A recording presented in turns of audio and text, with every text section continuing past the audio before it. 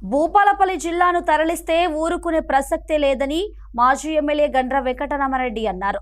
బస్తీబాటలో భాగంగా భూపాలపల్లి మున్సిపాలిటీ పరిధిలోని 25వ వార్డులో వారు పర్యటించారు.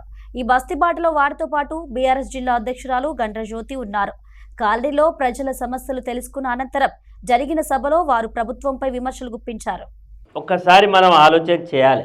ఎందుకంటే ఓటుకుండే ప్రాముఖ్యత మీరు గుర్తించాలి, దాన్ని కొనసాగించాల్సిన అవసరం ఉంటుంది.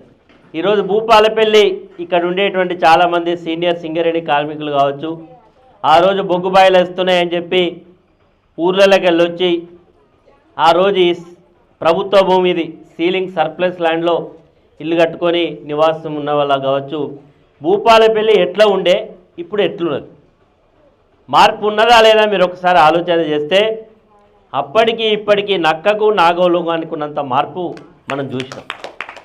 గతంలో ఇక్కడ నేను మొదటిసారి ఎమ్మెల్యే అయ్యేటప్పుడు పెద్ద బొందలు, టౌన్లో బొందలే కాదు, హన్మకొండకి వెళ్ళి భూపాలపల్లి రావాలంటే కూడా గింత పెద్ద బొందలు.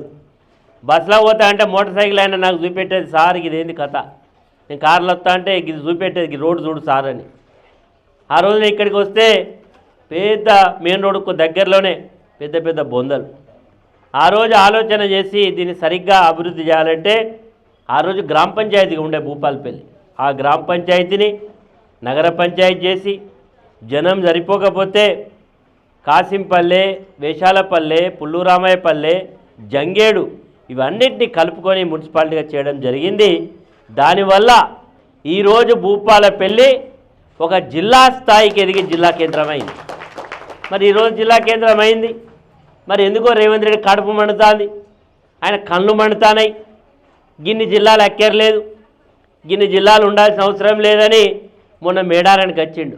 ఆయన వచ్చుడే కాదు, ఆయన మంత్రివర్గ సహచరులు అందరిని తీసుకొచ్చి క్యాబినెట్ మీటింగ్ ఆయన మంత్రివర్గ సమావేశం ఆడ పెట్టిండు.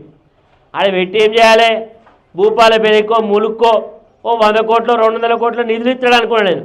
ఆయన ఏం చేసిండు, ఆడ మీటింగ్ పెట్టి ఈ జిల్లాలొద్దు, ఇన్ని జిల్లాలొద్దు, ఈ జిల్లాలను కుదించడానికి ఒక ప్రత్యేక కమిషన్ ఏర్పాటు చేస్తున్నా, అందులో తీసేదాంట్లో భూపాలపల్లి మొదటి లిస్టులు ఉంటుందనే పద్ధతిలో ఈరోజు చేసిండు.